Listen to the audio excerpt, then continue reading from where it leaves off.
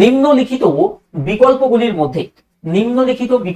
মধ্যে 2011 সালের জনগণনা অনুযায়ী কোন ভারতীয় রাজ্যের সাক্ষরতার হার বাকি তিনটি রাজ্যের তুলনায় বেশি? বলো, খুব ইন্টারেস্টিং কোশ্চেন। 2011 সালের জনগণনা অনুযায়ী ভারতের সাক্ষরতার হার।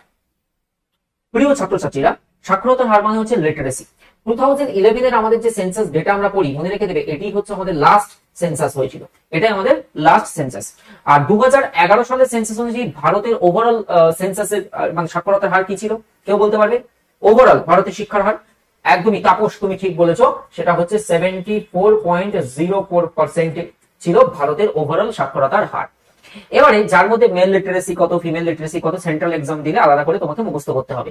এবারে আমি দুটো কথা তোমাদেরকে বলে দিই, যে যদি এই ধরনের প্রশ্ন পাও, এটা সেন্ট্রালের এক্সামের একটা প্রশ্ন, এই প্রশ্নের ট্রিক কি করেছে, এমন প্রশ্নের ভাষাগত ব্যাপার করেছে যে যেন দেখে মনে হবে বোধহয় উত্তরটা আলাদা হবে, কিন্তু উত্তর একই নয়। বলছে কোন ভারতীয় রাজ্যের সাক্ষরতার হার, তাহলে দেখবে লিটারেসি রেট যখন বেশি প্রসঙ্গে আসবে, যদি তুমি অপশনে কেরালা থাকে কেরালা নির্বাচন করে আসবে, তবেই কিন্তু রাইট অ্যান্সার হবে। তো এই প্রশ্ন ব্যতিক্রম নয়, রাইট অ্যান্সার হচ্ছে Kerala, option number A correct answer. কেরালার লিটারেসি রেট বাকি সমস্ত রাজ্য, নট অনলি দিস 3 স্টেট এবং অল অফ দ্য স্টেট, সমস্ত রাজ্যের মধ্যে থেকেই কিন্তু শীর্ষে কিন্তু কেরালা।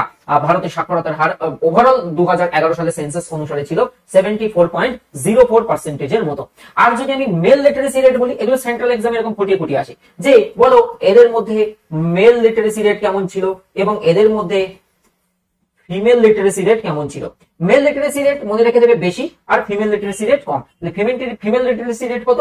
65.46% ছিল ফিমেল লিটারেসি রেট। আর যদি আমি মেল লিটারেসির কথা বলি, ওই 82 পয়েন্ট সামথিং ছিল তোমার মেল লিটারেসি বা পুরুষ সাক্ষরতার হার, 82.14% এর মতো তুমি দেখবে মেল লিটারেসি রেট, আর 65 সামথিং ছিল female literacy rate.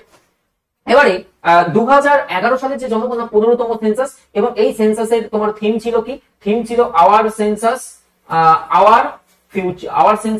Our future, এটি ছিল থিম। এবং জনসংখ্যার নিরিখে বলতো, জনসংখ্যা ইউপিতে বেশি, উত্তরপ্রদেশ হচ্ছে জনসংখ্যায় বেশি, আর সিকিম হচ্ছে জনবিরল রাজ্য। এই টার্মটা মনে রেখে দেবে, অনেক সময় অপশনে আসলে অনেকে বুঝতেই পারে না জনবিরল মানে কি। জনবিরল মানে হচ্ছে যেখানে তুমি পাবে লেস পপুলেশন। লেস পপুলেশন আমরা কোথায় দেখি? লেস পপুলেশন আমরা দেখবো কোথায়? সেটা হচ্ছে সিকিমে হচ্ছে জনসংখ্যা কম, আর জনসংখ্যার সর্বাধিক জনবহুল হচ্ছে উত্তর প্রদেশ।